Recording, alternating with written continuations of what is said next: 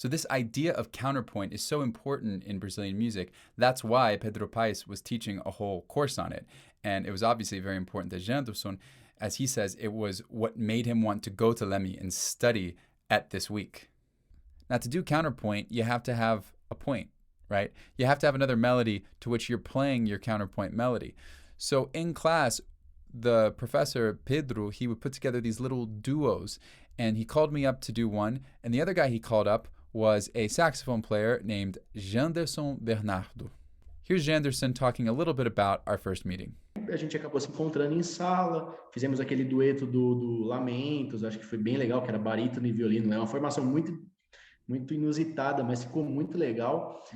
E eu falei, caramba, esse cara toca bem violino, eu preciso fazer alguma coisa, porque ficou muito bom o dueto, né, que a gente fez.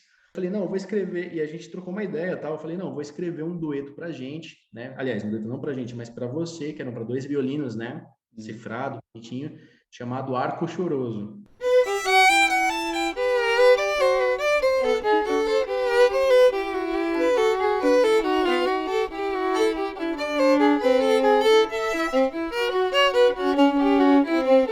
So Arco Choroso is kind of a double entendre, and a fun double entendre, like a lot of tune names in Brazilian music. Choro, of course, is the name of the genre, and choro could also mean cry. So Arco Choroso is kind of like the crying bow. At the time, apart from Pixinguinha, I didn't have a lot of points of reference for saxophone, but there was one saxophonist that I was listening to a lot and just completely fell in love with from the word go, Moacir Santos. Moacir didn't just play saxophone. He was a multi-instrumentalist. He lived part of his life in Pernambuco in the northeast of Brazil, in Rio de Janeiro, in Los Angeles, and he was just a genius composer and player. And he did a lot of kind of blends of choro with jazz, choro with Afro-Brazilian music, all these really cool fusions, to use kind of a dirty word among musicians, that I think really worked.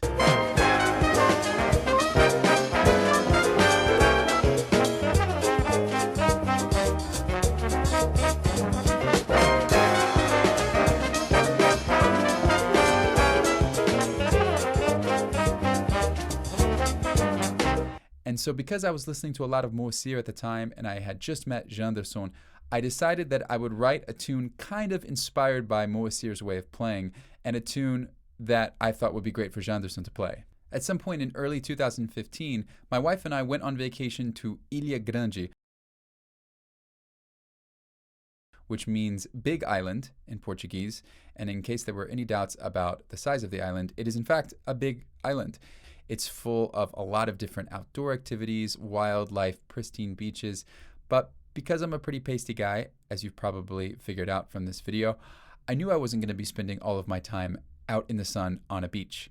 So I brought my violin, as I would do anyway, and I spent a good chunk of that vacation playing music in the pousada.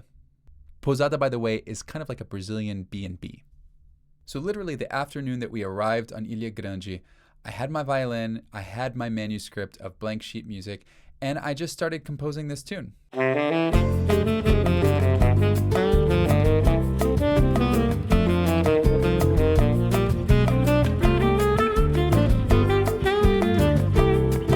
Because I'd been listening to a lot of Moacir Santos, as soon as I started composing it, I just knew the sound was going to be saxophone. I knew that that was going to be the instrument playing this melody. So Saxofone na Ilha means saxophone on the island.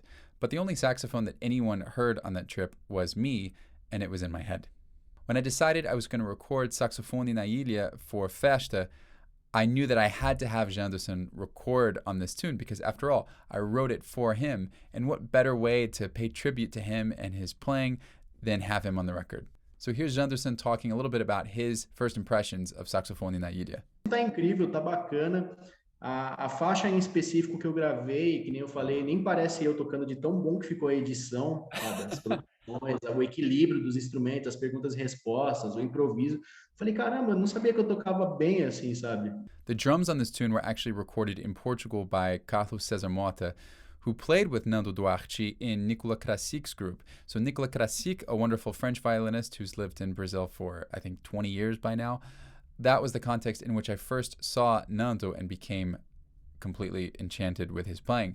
And I completely loved Carlos's playing as well. So when Nando told me that Carlos was going to play drums, I got super excited.